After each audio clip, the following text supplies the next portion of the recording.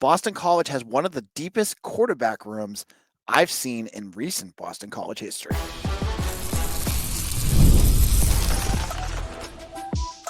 You are Locked On Boston College, your daily podcast on the Boston College Eagles. Part of the Locked On Podcast Network, your team every day. Hello, everyone, and welcome. This is Locked On Boston College, your team every day. I'm your host, AJ Black of Eagle Insider. Thank you all for joining, and thank you all who have subscribed to our channel. On today's show, we're getting into our camp series. We're going to start by previewing the quarterback room. What should Boston College fans be expecting from this class in this group? And why does Boston College have one of the deepest rooms I can remember? We're going to look at who could be the biggest surprise, the biggest battle we're going to be watching, and everything in between. It's going to be a jam-packed episode about those signal callers. You're going to want to make sure you listen to all of it. Now, let's kick this off. BC under Bill O'Brien has already done a massive overhaul in their quarterback room. Obviously, last year changed drastically in the middle of the season with the exit of Thomas Castellanos and the emergence of Grayson James. Additionally, Jonathan Montague, who was set to be your freshman quarterback, moved over to wide receiver. So you had first of all, you were very thin last year. Jonathan DiBiase, Will Long, and Bill O'Brien this offseason go out and they redefine that room. They bring in freshman Shaker Reisig out of Union, Oklahoma. This was a kid that was originally committed to Utah, a very good thrower who threw for quite a bit during his senior year. 6'1", a pocket passer that can really define what they need in their their passing attack that Bill O'Brien is putting together. But they weren't done there. They additionally added Dylan Lonergan, a sophomore transfer quarterback out of Alabama. This was a kid that was originally committed to Bill O'Brien when he was part of Nick Saban's staff. He didn't really get a chance to play. He was buried behind Jalen Milroe, and some of the newer quarterbacks like Ty Simpson in Alabama and a few others that maybe are on that roster were going to probably get a better chance at playing this year. So he transferred over to his former OC's team. And now you have a room that's pretty deep. Now, what I love about the quarterback room right now is that, yes, there's questions everywhere. You have questions about who can actually do what, and we'll have to wait and see how that pans out. But for the first time since I can remember, Boston College has multiple quarterbacks that I could say, yep, you could go with that guy. Yep, that guy could actually be your starter this year. Oops, if there's an injury, this guy could step in because you've built depth. This is a deep unit, and you don't have the situations that you've had in years past where a guy goes down and all of a sudden you're going, who? And your offense falls off a cliff. That's something that happens to schools like Boston College a lot because you don't get the quality depth that, say, a school like Clemson or a school like Alabama has, where they can stockpile talent. You many times have developmental guys. You have guys that you're hoping pan out, and sometimes they don't. And you get your one big guy, and then if he goes down, the ship goes down with him. I don't feel like that's the case this year. This is not a one captain piloting the ship, and if this guy goes down, the ship's going down. You have guys that I think could really realistically start. And we'll get into the battles in a little bit. What we're looking at here is the depth that they're building. And you can go into the future too. I love what this staff is doing in terms of building quarterback depth. Already, you go into 2026, you have Corinne Berry, who every single day seems to get a new Power 4 offer, and he's sticking with BC. And I don't think he will change that unless something drastically different happens, or something drastic like Ohio State offers or something like that. You have him for 26. You have Furian and Ferrara of 2027 already committed. So your future's already building out. When you have a quarterback's coach as a head coach like Bill O'Brien, this is the position that you can really define. Like Jeff Hafley, his thing was defensive backs. That was what he was known for. And in his recruiting, you saw him have some of his most success there. Quentin Burton Jr., I know he didn't pan out, but that was one of your big success stories. I love the BC's now that they can do this. They have a quarterbacks coach at, running the system here. The position that is most important, that is most vital for a successful team, is now basically planned out for years in advance. They've done a heck of a job of doing that. And that is going to give you more success. We just finished 2 head coaches, Steve Adazio and Jeff Halfley, that brought in a combined 1 usable quarterback. Anthony Brown, is that it? A couple transfers that kind of panned out here and there, and then a whole lot of Dennis Grosel. This is a chance for this to change, and you want to change what your team is capable of doing, what this team can accomplish to get past that 7 wins, to get 8, 9, 10.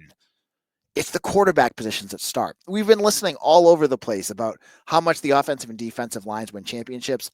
That's important too, and that's another episode, and I think they're doing a good job there. But you got to start with quarterbacks because, yes, the Philadelphia Eagles had a great defensive line that just destroyed Patrick Mahomes, but you also had Jalen Hurts. You have to have both. And BC is putting themselves together so that they have that guy, that you have your Grayson James, who is, 1A right now, and he's going to have to battle 1B, Dylan Lonergan. We're going to get to see who is the best quarterback here, who puts Boston College in the best position to win. We saw a whole lot of Grayson James last year. He looked really good in November, but what happens if Dylan Lonergan goes out there and he wins that? We'll talk about that in a moment. I think Grayson James is a great quarterback so far, and I am eating the humble pie over and over again. Yes, I was wrong. Thomas Castellanos was not as good of a quarterback as Grayson James, but I cannot wait to see at camp this year what kind of growth James makes, how much more he can develop, because he's not perfect, and there is a lot of room in terms of like touches on his pass. Just his awareness. He's got a lot of things that he can still build on. Everyone's not perfect, but I think he is your quarterback. In a moment, I want to talk about the challenger in Grayson James and the battles that I think could be happening in that quarterback room, which I think will be very exciting for the Eagles. We'll get into all that in just a moment.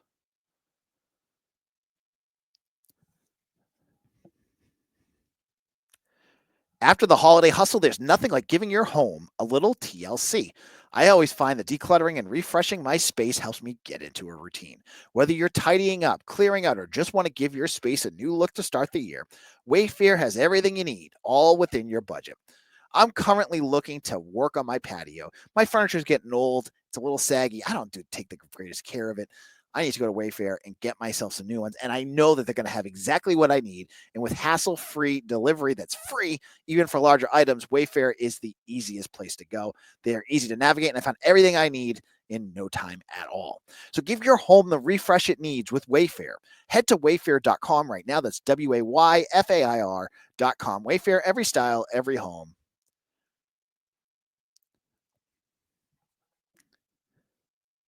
This is Locked On Boston College. I'm your host, AJ Black.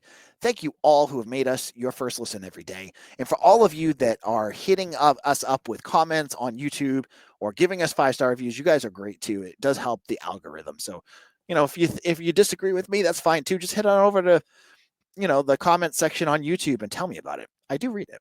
Now, we're talking about the quarterbacks, and as I said, this is a deeper room than any BC group I can remember. You go back to in the Jeff Halfley years, it was some combination of like Emmett Moorhead and Dennis Grosel and a lot of Phil Dracovic.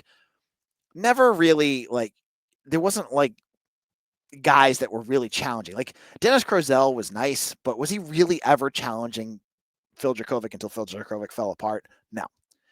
Now you have the depth. You have guys that are going to battle. And that starts right up front. Dylan Lonergan, when he committed to Boston College, the presumption and everything that Bill O'Brien has said on his podcasts and in interviews is he's not brought in to just be the backup. He's coming in to battle Grayson James. This goes back to our conversation about yesterday. They have to earn it. This is not a team that is going to give snaps just based off laurels and past accomplishments. You have to continue to earn it. If Grayson James goes out there and he struggles more than maybe we would expect him to in practice, and Dylan Lonergan all of a sudden is hitting all these great shots, and he's reading the defense well, and he's making good decisions. Hey, this could be a spot where you could have a position change. Now, I've said all along, I'm a little bit leery to think that they would actually do this, because I think Grayson James will beat him out just because he's been with this offense for a whole year more than him. But who knows? Lonergan, you go back to what he did in high school. His junior year, I think he got hurt his senior year, but his junior year, he threw for 3,500 yards and 33 touchdowns and 3 interceptions. That's crazy. And I know Grayson James put up big numbers too, but Lonergan is a legit NCAA quarterback, I believe.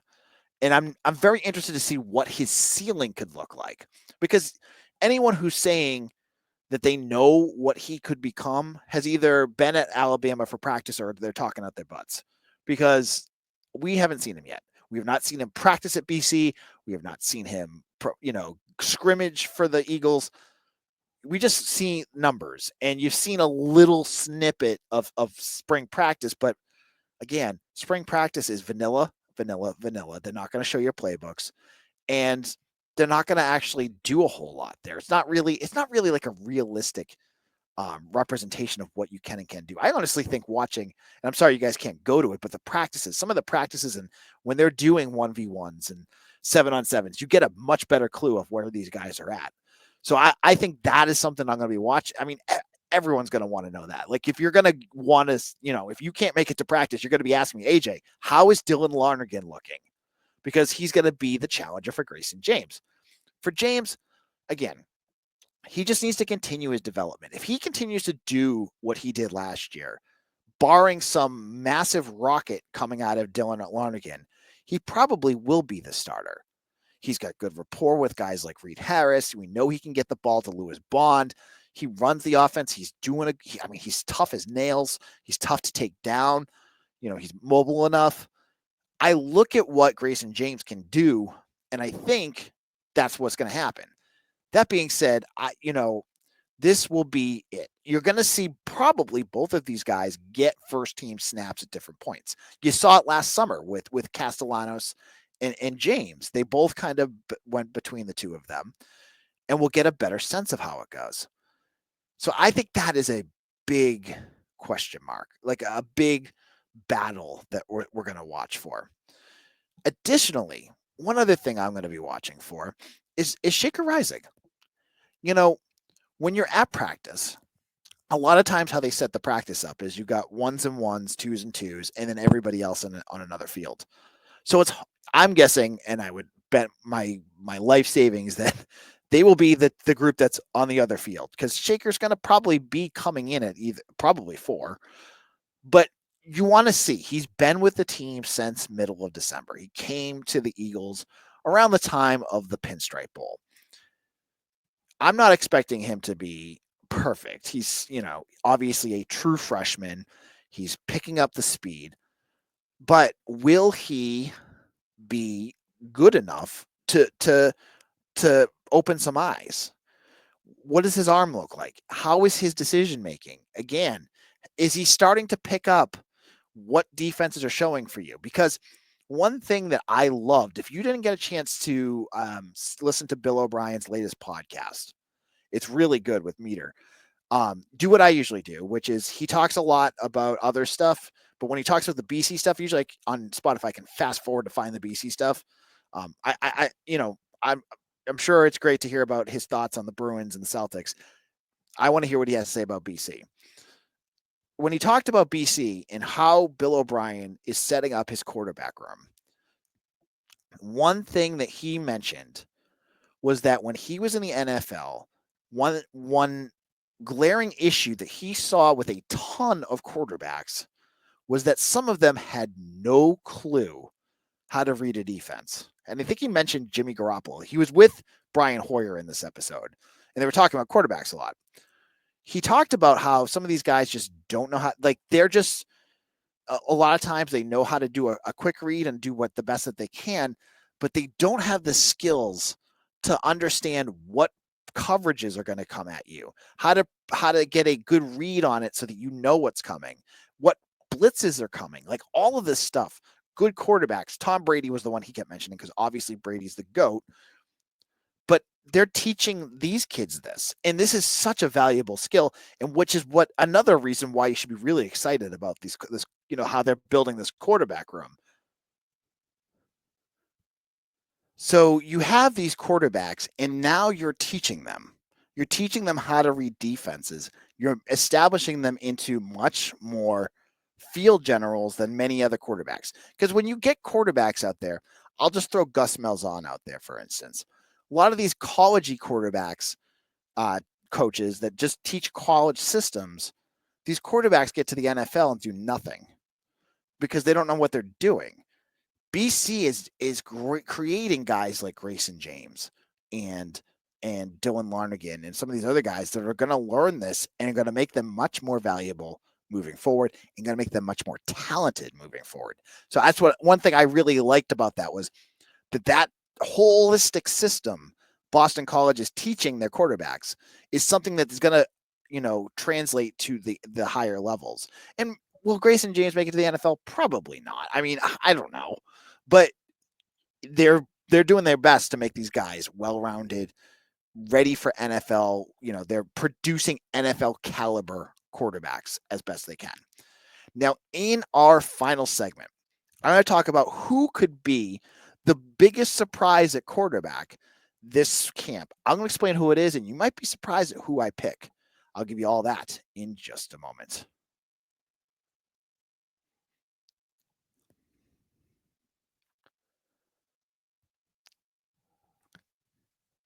Locked on Boston College, AJ Black. Thank you all who have listened to all of our episodes this week. We've had some really good ones. We talked about the Beanpot loss on yesterday.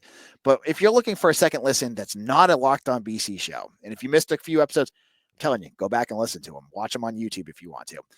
Go check out Locked on ACC on YouTube or wherever you get your podcast. Now, finally, let's talk surprises. We know that Grayson James and Dylan Lonergan are going to be 1A and 1B. Very excited to see what Shaker Reisig could do. But I have a thought here, something that's going on in my mind. This is the third season for Jacobe Robinson. He is now a sophomore, redshirt sophomore. And this is going to be his chance at camp to show that he can do it. And I'm not expecting him to grab the starting role. I don't think that's going to be in the cards for Jacobe Robinson. But what I'm looking at now is this kid who's got good size. He can run the ball. He's mobile. That's one thing that we've seen is that Jacobe Robinson can move the ball. Could this be the camp where we see things start to come together?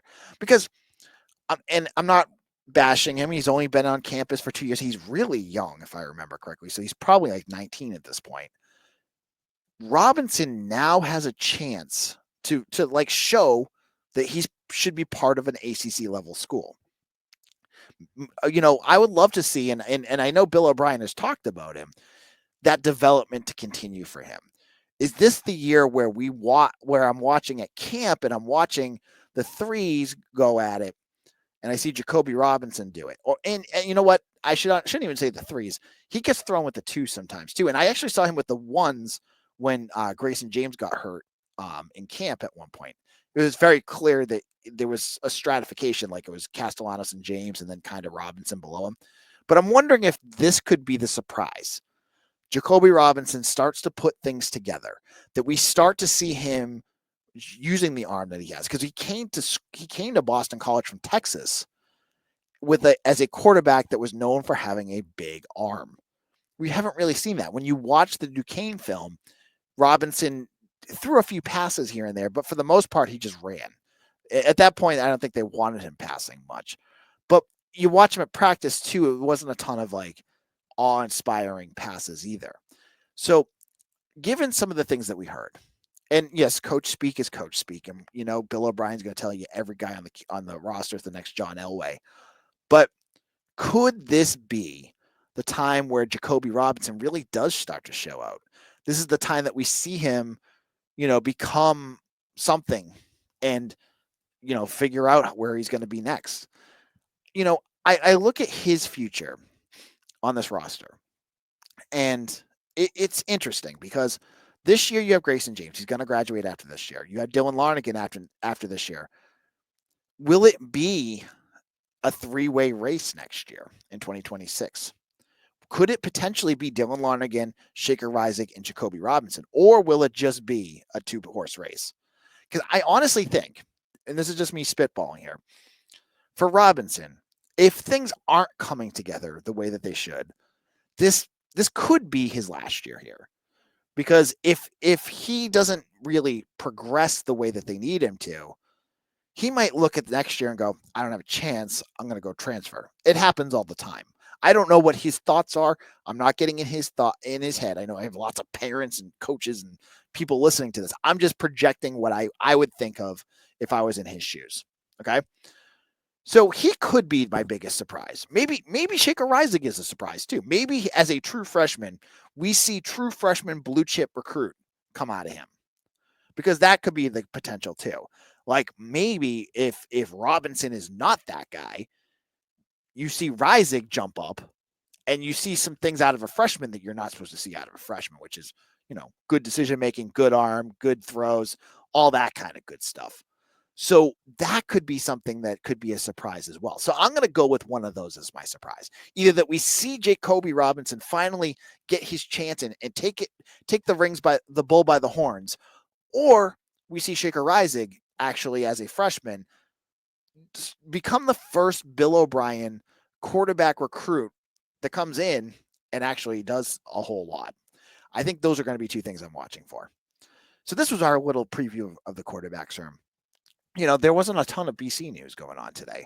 Baseball starts later this week. I'm very excited to hear more about that. If you want baseball previews, hey, Skip McCarty, my writer, has previews up on Eagle Insider. We had the infield position. We had outfield already. We'll be doing pitching out on Wednesday. I mean, you want them? We got it. Lacrosse 2-0. Yes. The sadness of the Beanpot loss is still there for all of us. And it doesn't help that a former offensive line coach is kind of shoving it in BC's face too. But hey, when you lose 4-1, sometimes you got to take it. That's where the Hockey East Championship and the Hockey East titles are for, right? In Frozen Four. But for now, that's where we're going to leave things up. Oh, and Quinton Post, what a job he's doing for the Golden State Warriors. He's got a two-way contract now. He's locked in with the Warriors. He's averaging over 8 points a game. He's doing really well. So this is AJ Black. Thank you all so much for listening to today's episode. If you enjoy it, give us a 5-star review. Like us. Follow me on Twitter at AJBlack247. Tell your friends about Locked On BC. It does help a lot. Thank you all for listening, and we'll see you all again tomorrow for another episode of Locked On Boston College. Your team every day.